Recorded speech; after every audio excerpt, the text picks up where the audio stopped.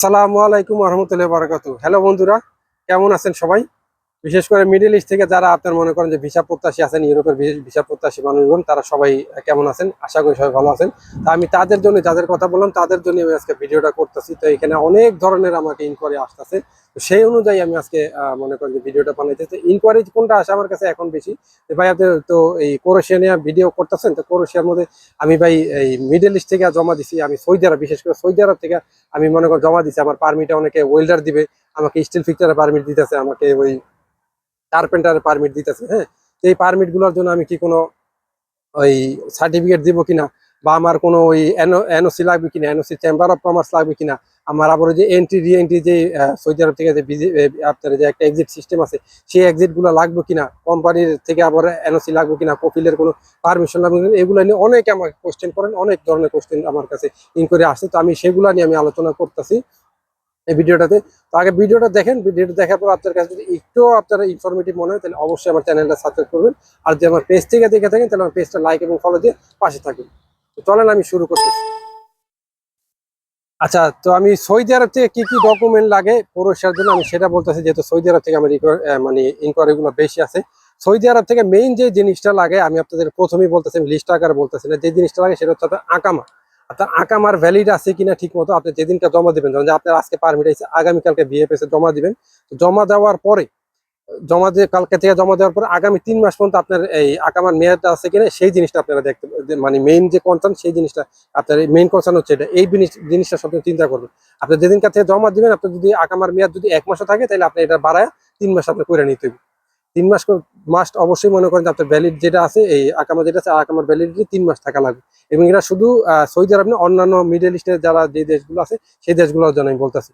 আর যেই জিনিসটা আপনি করবেন সেটা হচ্ছে আপনার এটা, আপনি জানেন যে এখানে সৌদি আরবের যে আকামাটা, ওইটা টোটালি আপনার আরবিতে থাকে। তো এই জিনিসটা আপনাকে টাইপিং সেন্টারে দেয়, ওইখানে করবেন, এই ট্রান্সলেট করবেন, ওই ট্রান্সলেট কপিটা সহ জমা দিবেন। এটা এটা হচ্ছে রিকোয়ারমেন্ট, বুঝতে পারছেন? এই ট্রান্সলেট কপিটা সহ, ইংলিশ কপিটা সহ ওইখানে জমা দিবেন।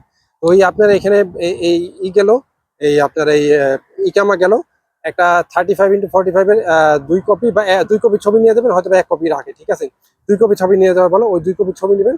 আপনার যে অরিজিনাল পাসপোর্টটা নেবেন, পাসপোর্টের ভ্যালিডিটি যতদিন থাকবে ততদিন করতে ভালো, বাট মিনিমাম 1 বছর যাতে থাকে সেই জিনিসটা আপনারা চেষ্টা করবেন। যদি 1 বছর না থাকে, নতুন করে পাসপোর্ট ইমিডিয়েটলি ভাবে করে নিয়ে নতুন পাসপোর্ট সহ, পুরাতন পাসপোর্ট যেটাতে আপনার এই পারমিট আছে সেটা সহ জমা দিবেন।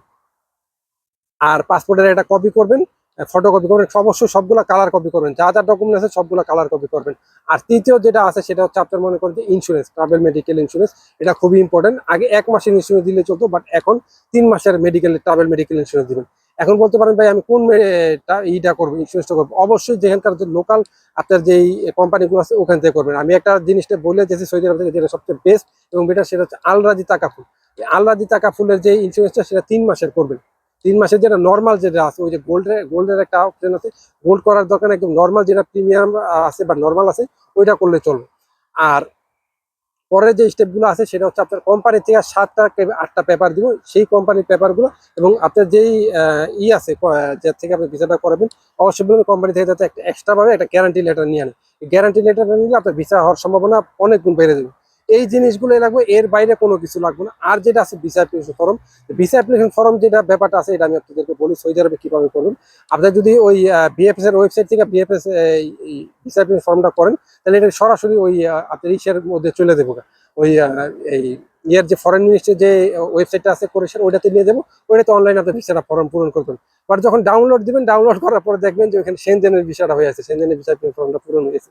তো ওইটা আপনার করার দরকার নাই। ওই যে আপনার রিয়াদে যে এম্বাসি বিএফএস টা আছে ওখানে উপরে, তাহলে আমি একদিন এটা নিয়ে আলাদা ভিডিও করবো না, ঠিক আছে? তো আমি জাস্ট শর্টকাটে বলেছি। ওইখানে ওই বিএফএস এর সামনে দেখবেন একটা টাইপিং সেন্টার আছে, ওই টাইপিং সেন্টারের সামনে দিয়ে ওইখানে ওরা ওই বিএফএস সাথে ওদের মনে করেন একটা কন্ট্যাক্ট আছে। তো অনলাইনে ওই যে আপনার এই ক্রোয়েশিয়ার জন্য একটা বিএসএফ এই ভিসা ওরা পূরণ করে দেয়, যেটাতে যাবে ট্র্যাকিং নাম্বার সহ থাকে, ওই জিনিসটা করবেন। ওইটাতে হয়তো বারো 200 বা 250 রিয়ালে, আমি সঠিক অ্যামাউন্টটা জানি না। আমার কিছু লোক নেক্সট দাঁড়াইবো, তারপর আমি আপনাদেরকে বলতে পারবো। বাট এরকমই না, আপনার মনে করেন 200 থেকে 250 রিয়ালের মধ্যে নেবে, হয়তো আরেকটু বেশি নিতে পারে। ওই জিনিসটা করবেন, তাহলে আপনি জিনিসটা ট্র্যাকিং রাখতে পারবেন। তো সেনজেনের বিষয় আপনি ফর্ম দিতেছেন, ওইটাতে করা দরকার নেই। আপনি এত টাকা খরচ করতেছেন, লাখ লাখ টাকা তুলে দিতেছেন, তো এই জিনিসটা আপনি মনে করেন যে এই জিনিসটা করে নেবেন। আর পরে যে স্টেপটা আসে, যে ভাই মেইন যে টপিকটা আসে, যে ভাই আমার তো ওয়েল্ডিং এর পারমিট, ভাই আমার তো পাইপ ফিটারের পারমিট, ভাই আমার তো এই শেপের পারমিট, আমার তো ভাই এই কার্পেন্টারের পারমিট, এগুলো স্কিল পারমিট। তা আমি এখন ভাই আমার কাছে কোনো এক্সপিরিয়েন্স সার্টিফিকেট নেই, তা আমি কিভাবে এক্সপিরিয়েন্স সার্টিফিকেট দিব ভাই? ওয়েবসাইটের ইসের জন্য, ক্রোয়েশিয়ার ওয়ার্ক পারমিটের জন্য, ওয়ার্ক পারমিট ভিসার জন্য কোনো এক্সপিরিয়েন্স সার্টিফিকেট লাগে না, কোনো এক্সপিরিয়েন্স সার্টিফিকেট দেওয়ার দরকার নেই। আপনার ওই যে বানায় উল্টাপাল্টা ভাবে ওই নকল করে আপনি একটা সার্টিফিকেট বানাই দিবেন, ওটার কোনো দরকার নেই, এটা কোনো ওদের কোনো রিকোয়ারমেন্টই নেই। ইভেন অনেকে আবার আমাকে আস্কিং করেন যে ভাই এই অ্যাপয়েন্টমেন্ট পাওয়া যায় কিনা, অ্যাপয়েন্টমেন্ট লাগে কিনা। না, আপনার মিডল ইস্ট থেকে দাঁড়াইলে বিএফএস এর মধ্যে প্রবেশের জন্য কোনো অ্যাপয়েন্টমেন্ট লাগে না, আপনি জাস্ট ওয়ার্ক পারমিটটা শো করলেই ওইখানে ওরা ভিতরে ঢুকতে দেবো, এটা কোনো সমস্যা নেই, ঠিক আছে? তো আর আবারও একটু কথা আসি, যেটা হচ্ছে আপনার যে এক্সপিরিয়েন্স সার্টিফিকেট, এক্সপিরিয়েন্স সার্টিফিকেট দেওয়ার কোনো দরকার নেই। তারপর আপনি যদি মনে করেন যে আপনার স্কিল ওয়ার্কার পারমিট, আপনি ধরেন যে ওয়েল্ডিং এর প্রফেশনে আপনি আছেন এবং পারমিট আপনার ওয়েল্ডার আছে, আপনার যদি আগে পর ওয়েল্ডারের কোনো সার্টিফিকেট থাকে ওইটা এক্সট্রা হিসেবে দিতে পারেন। বাট যদি না থাকে তাহলে বানায় দেওয়ার দরকার নেই। এবং অবশ্যই যে আপনাকে পারমিট দিছে বা যে এজেন্সি থেকে আপনি মনে করেন কাজ করাইতেছেন, যার মাধ্যমে কাজ করেন, সে যেভাবে আপনাকে বলে সেভাবে আপনি মনে করেন দেখুন, সে যদি বলে দিতে তো দিবেন, সে যদি বলে না দিতে তাহলে দেওয়ার দরকার নেই। আমি রিসেন্টলি কথা বলছি, রিসেন্টলি আমাদের ওয়েল্ডারের কিছু ভিসা হয়েছে, আমার না, আমাদের গ্রুপের, এবং ওইখানে কার্পেন্টারের কিছু মনে করেন যে ভিসা হয়েছে।